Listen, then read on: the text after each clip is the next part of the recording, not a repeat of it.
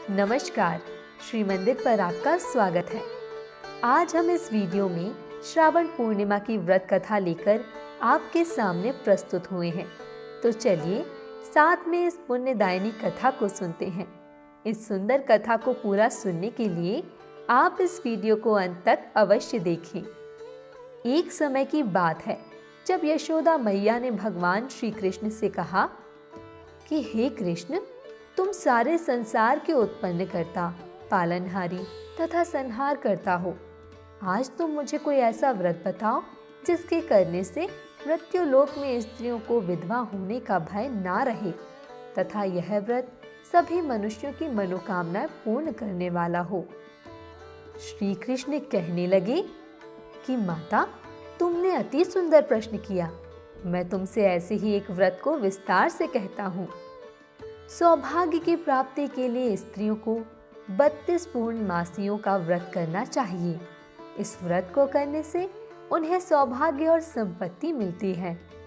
यह व्रत सौभाग्य देने वाला और भगवान शिव के प्रति मनुष्य मात्र की भक्ति को बढ़ाने वाला है। उनकी बातें सुनकर यशोदा मैया जी कहने लगी, हे कृष्ण, सर्वप्रथम इस व्रत को मृत्युलोक में किसने किया था, इसके विषय में विस्तार पूर्वक मुझसे कहो। तब श्री कृष्ण ने अपनी माता जी को जो कथा सुनाई है वह इस प्रकार है। राजा चंद्रहास की नगरी कार्तिका में एक धनेश्वर नाम का ब्राह्मण रहता था, जिसकी पत्नी का नाम रूपवती था। उन ब्राह्मण के पास धन दौलत की कोई कमी नहीं थी, परंतु वह संतानहीन था, जो उनके दुख की वजह थी। एक बार एक तपस्वी योगी उस नगरी में आया। वह केवल ब्राह्मण के घर को छोड़कर बाकी सारे घरों में भिक्षा मांगता था। कई दिनों तक ऐसा ही चलता रहा। एक दिन ब्राह्मण ने यह देख लिया और उन्होंने तपस्वी योगी से पूछा कि वह उसके घर से भिक्षा क्यों नहीं लेते हैं।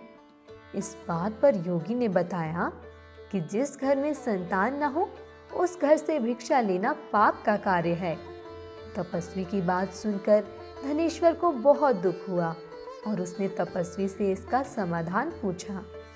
उस तपस्वी ने धनेश्वर को देवी चंडी की आराधना करने को कहा। अगले दिन धनेश्वर तपस्वी के अनुसार चंडी की उपासना तथा उपवास करने के लिए जंगल में चला गया।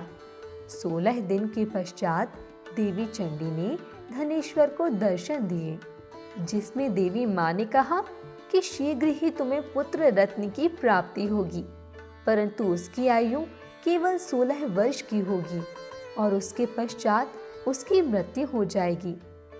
देवी की बात से धनेश्वर थोड़ी चिंता में पड़ गए।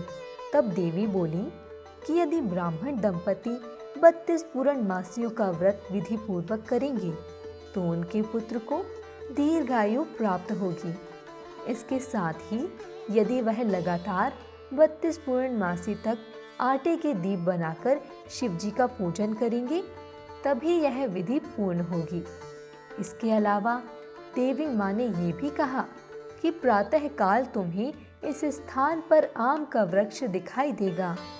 उस पर चढ़कर शीघ्र ही तुम एक फल तोड़कर अपने घर चले जाना और अपनी पत्नी से ये पूरा वृत्तांत बताना।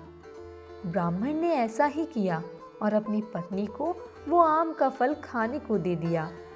इसके बाद ब्राह्मणी गर्भवती हुई।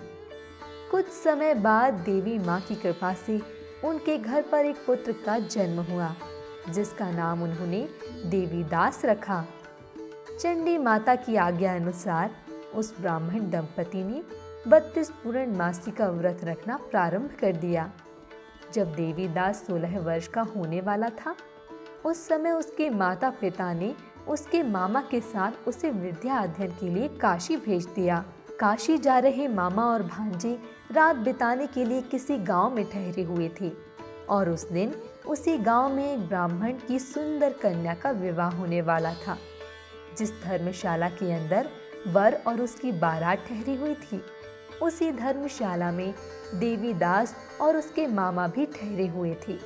लेकिन लगन के समय वर को धनुर्वात हो गया, इसलिए वर के पिता ने अपने रिश्तेदारों से परामर्श करके निश्चय किया कि देवीदास मेरे ही पुत्र जैसा सुंदर है।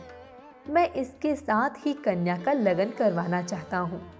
वर के पिता ने देवीदास के मामा से ये बात बताई, जिस पर देवीदास के मामा राजी हो गए।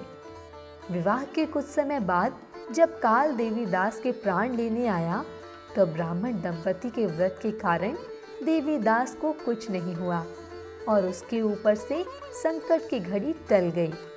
उस वक्त से ऐसा कहा जाता है कि पूर्णिमा के दिन व्रत करने से व्यक्ति को हर प्रकार के संकट से मुक्ति मिल जाती है। अगर आपको श्रावण पूर्णिमा से जुड़ी यह जानकारी पसंद आई हो, तो ऐसी ही और भी रोचक तथ्य और चर्चा को सुनने के लिए जुड़े रहिए श्री मंदिर के साथ।